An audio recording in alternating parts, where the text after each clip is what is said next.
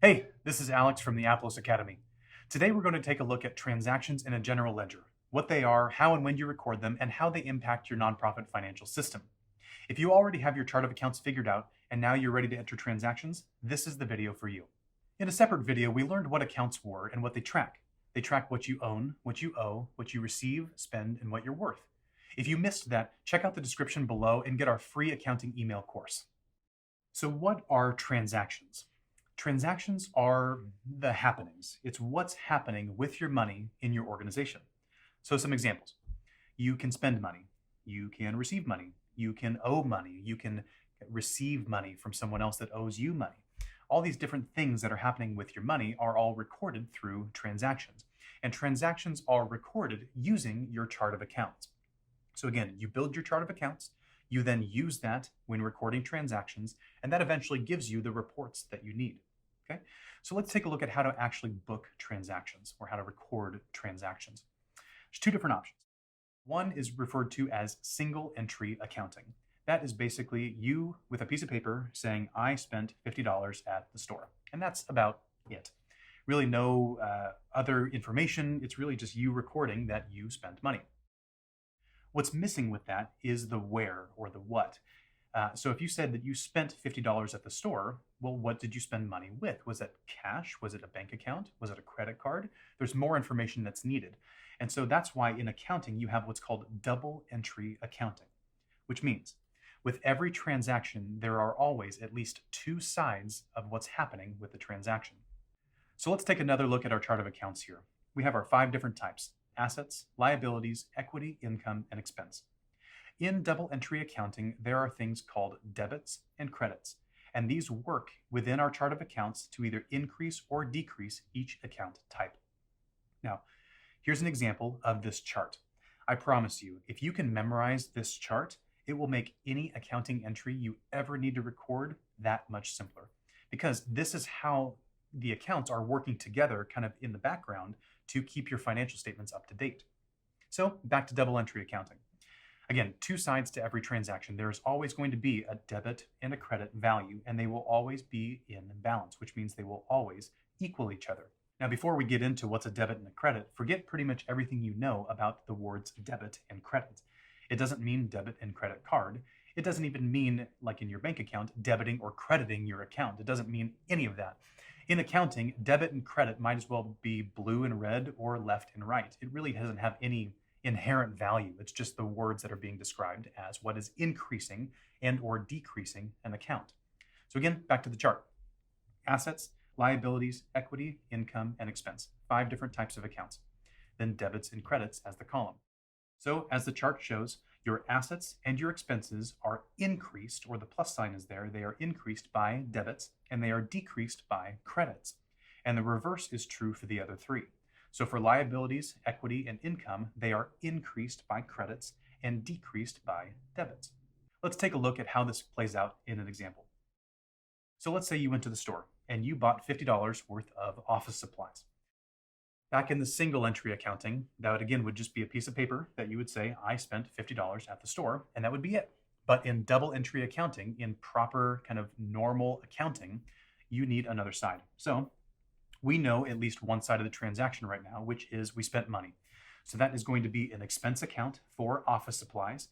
And because I'm increasing my expense account, it's going to be a debit value. So now we have the debit side of the transaction and we need the credit. So what would be the credit? Well, again, what else is happening? Where are you spending this money from? What money are you spending? If you're spending something out of a bank account or a debit card or cash or something like that, then you are decreasing an asset, which then on the second line, you would put your checking account or petty cash, or again, whatever you're spending there, you would put that asset account there on the second line. And then because you are decreasing an asset, you're going to put it in the credit column. So now we have $50 in credit, $50 in debit. The transaction is in balance, and there you go. There is your transaction in your double entry accounting software or tracking system. Let's say you used a credit card. You still spent office supplies, so the expense account is still there and still a debit. But in this case, you were spending a credit card, which is money that you don't have, right? You're spending someone else's money up front, and then you owe that organization, that company, whatever it is. So if it's a credit card, that would be a liability account that you're tracking a balance on. So that credit value would be entered still over there on the $50 on the credit side, but instead of the asset account, now you're putting in your credit card for a liability. So again, two sides of the same coin. The transaction is going to balance no matter what, but it just depends on where you spent the money from. Let's take a look at a different example. So let's say you're recording income. So income, we know that we got money, right? Someone gave us money, and that I'm going to record that with an income account to describe how I'm getting money. So in my accounting journal entry, or in my double entry accounting transaction here, I'm going to start with an income account. So contributions income, that's my income account. Now, am I increasing or decreasing my income account? Well, I got more money, right? So that would then be a credit because I am plus increasing my income account. And again, where is this money going? Now we have one side of it. Where is the money going to? Well, chances are you got money, and so it's a check or it's an online donation or it's cash or something. You're going to go take in and put that into the bank, which is going to increase an asset, right? So again, back to the chart. If I'm increasing an asset, that is going to be the plus or the increase sign there for the debit side of the asset. So there's my transaction. I have my income account being increased through a credit, and I have my asset account being increased through a debit. So again, forget debit and credit card, forget debit and credit increase or decrease. It's not even positive and negative figures. What it is basically saying with every transaction, there's two sides. There's a debit and a credit. Again, might as well be left and right, red and blue, apples and oranges. Doesn't matter. Just means that both of these will always be in balance and will always equal in a double entry accounting system when recording transactions. So memorize that chart, and I promise you it'll make things a lot easier when you're recording your transactions. Before we move on, make sure to click the bell and subscribe for more videos just like this.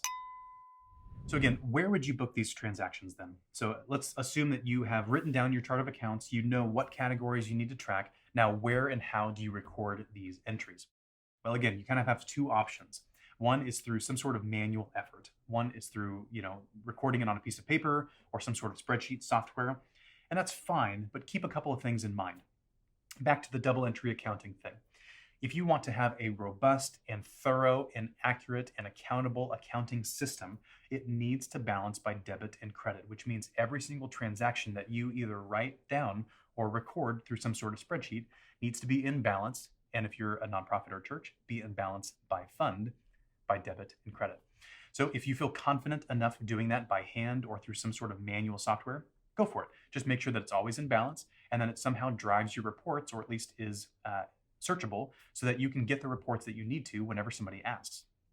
But chances are, if you're thinking about that and thinking about writing these things down or creating a spreadsheet to track them, it's probably causing a little bit of anxiety, and that's good because I wouldn't want to do it, and I'm a CPA. So that's why software makes it a lot easier. So why don't we talk about software for a minute? Chances are, if you're using an accounting software, it is a double entry accounting software. I don't think I've ever seen a single entry accounting software, and that's called, again, a piece of paper. If you're using an accounting software, it will have multiple transaction entry screens where you can record different types of transactions. There might be a screen where you do accounts payable specifically, or you do accounts receivable specifically, or maybe journal entries or register transactions for your bank or credit card separately. There might be multiple screens, but either way, wherever you're putting these things in, they should be keeping things in balance by debit and credit, even if you don't see the words debit and credit. Usually, if you post a transaction, the software will automatically understand or at least record where that needs to happen for debits and credits. So that way it keeps everything in balance for you. So let me show you an example of a fund accounting software. This is Aplos, and full disclosure, I work for Aplos, so I'm a little bit biased, but let me show you our software and how you can record transactions just like the examples we went through earlier. So again, two examples. One is spending money for office supplies, and one is getting money through contributions. Let's take a look at the expense first. So we learned debits and credits, but unless you want to book this through the journal entry screen, you really don't need to know debit and credit. In the register screen at the top, you're going to pick what bank account or credit card you're recording this entry for. So let's say this is coming out of my checking account. At the top, I'm going to pick my 1000-checking account. So that is my asset. Now the entry screen, this one called the register, is now giving me an entry form to where I can record a new transaction on my checking account. So again, whatever I'm about to put here in my transaction entry, it already knows that it needs to impact my checking account, okay? So that's why when you're entering a transaction, you just simply need to put in the date, the payee, which is where you spent the money essentially, or who you paid. Enter any sort of comment, enter the payment or deposit amount, pick the account, even pick a fund and the tag, enter all of the information, and then click submit. So in our example, let's say it was office supplies at Best Buy for $50. So I put in all that information and then I click submit. And that will then add to my register balance. So it's going to update whatever my bank account balance is in my accounting system with the new transaction.